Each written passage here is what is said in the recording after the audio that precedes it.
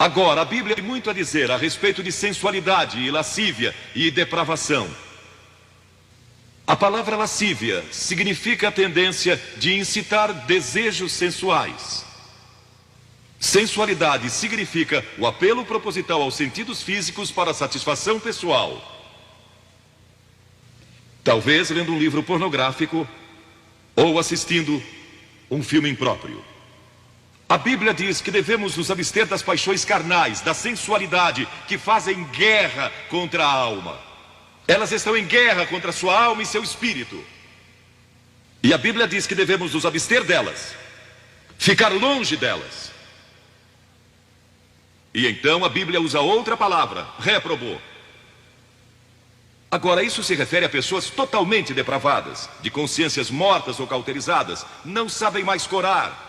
Perderam a capacidade de discernir entre o bem e o mal. E em Romanos 1:28 lemos: e por haverem desprezado o conhecimento de Deus, o próprio Deus os entregou a uma disposição mental reprovável para praticarem coisas inconvenientes. Ou seja, Deus desistiu deles dizendo: vão em frente. Gozem toda depravação e toda sensualidade que quiserem, não vou perturbá-los. Ainda não.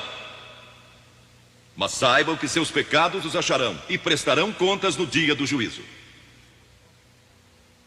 E Paulo, escrevendo ao jovem Timóteo, disse: também estes resistem à verdade, homens de todo corrompidos, réprobos quanto à fé. Em outras palavras, rejeitaram a Cristo por tanto tempo que suas consciências se cauterizaram e seus corações se endureceram. E mesmo que o Espírito de Deus lhes fale, eles não podem ouvir. É por isso que é importante que você aceite a Cristo quando é jovem. É importante que venha a Cristo agora. Se o Espírito de Deus está falando com você, entregue a sua vida a Cristo. Porque o dia pode chegar em que a sua consciência esteja morta e você não possa mais ouvir a voz de Deus. Ela disse: não. Mas Vasti, você vai perder o trono, vai perder suas riquezas, pode até perder sua vida. Ela disse: minha resposta é não. Qual é sua resposta hoje àquelas coisas que são erradas? À mentira, à lascívia, à cobiça, ao preconceito racial? Qual vai ser? Você vai disciplinar seu corpo? Vai permanecer firme às convicções que Cristo e a Bíblia ensinam? Ou vai ceder e seguir pelo caminho largo que leva à destruição? Ou vai entrar pela porta estreita e pelo caminho apertado que conduz à vida eterna? Qual vai escolher? Você tem uma escolha hoje. Deus nunca vai forçá-lo a escolher. E então houve um outro jovem, um jovem chamado Daniel. E a Bíblia diz que Daniel resolveu em seu coração que não se contaminaria com as finas iguarias do rei, nem com o vinho que ele bebia.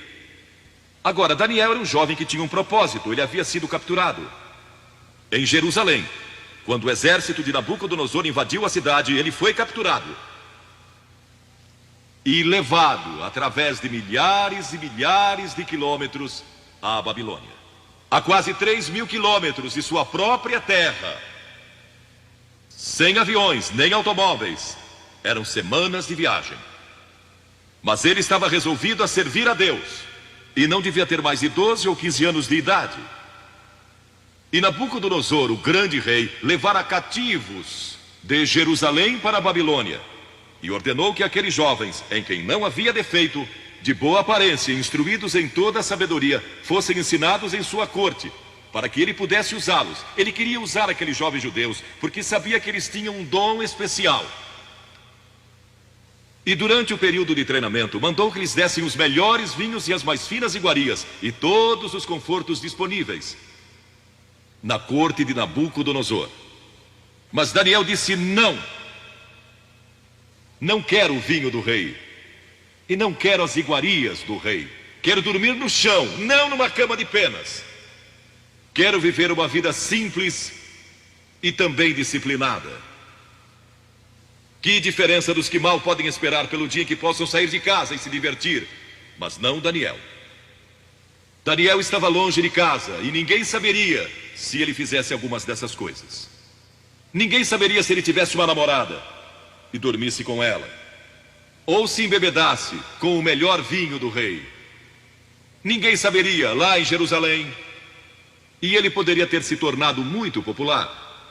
Mas esse primeiro não, quando jovem, preparou-o para o grande não, quando era primeiro-ministro da Babilônia.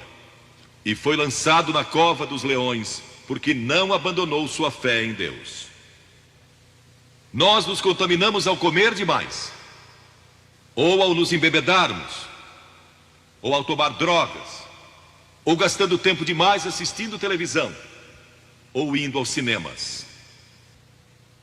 Jesus declarou em Lucas capítulo 21, acautelai-vos, para que nunca vos suceda que os vossos corações fiquem sobrecarregados com as consequências da orgia e das preocupações deste mundo, e para que aquele dia não venha sobre vós repentinamente. O apóstolo Paulo disse, não disponhais para a carne no tocante às suas concupiscências. E Pedro disse, porque basta o tempo decorrido para terdes executado a vontade dos gentios, tendo andado em dissoluções, concupiscências e em detestáveis idolatrias. A Bíblia diz que devemos disciplinar nossas mentes e também nossos corpos, e disciplinar o coração pela nossa fé em Cristo.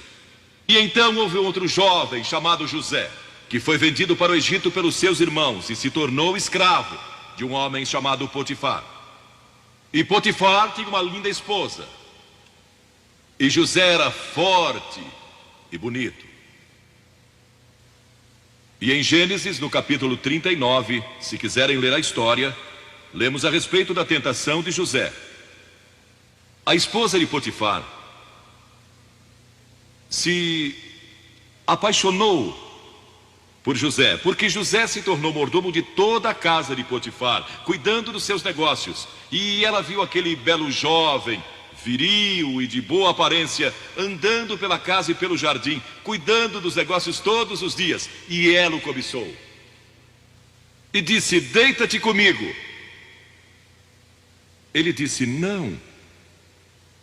E acrescentou, não posso fazer isso ao meu senhor, que me confiou tudo o que tem, exceto sua esposa. Não posso pecar contra Deus, o Deus dos meus pais. Ele estava longe de casa, lá no Egito, quem saberia?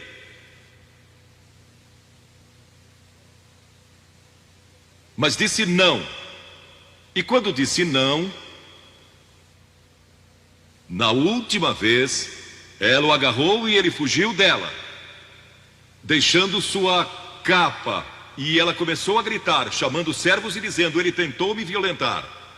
O que não era verdade. Mas Potifar acreditou e mandou que ele fosse lançado na prisão. E muitos de vocês sabem a história, que ele foi para a prisão. E através de uma série de circunstâncias, ele depois se tornou primeiro-ministro de todo o Egito. E governou o Egito sob o faraó. Deus o guardou e o promoveu. Porque José teve a coragem de dizer não quando foi tentado. Agora, sexo não é pecado.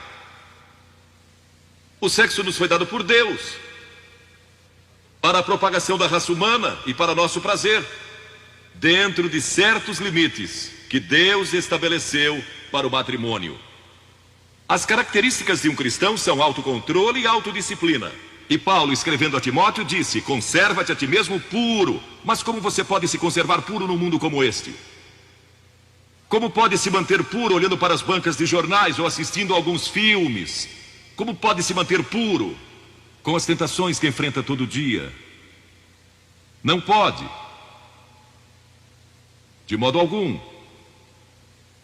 exceto se Cristo está em seu coração.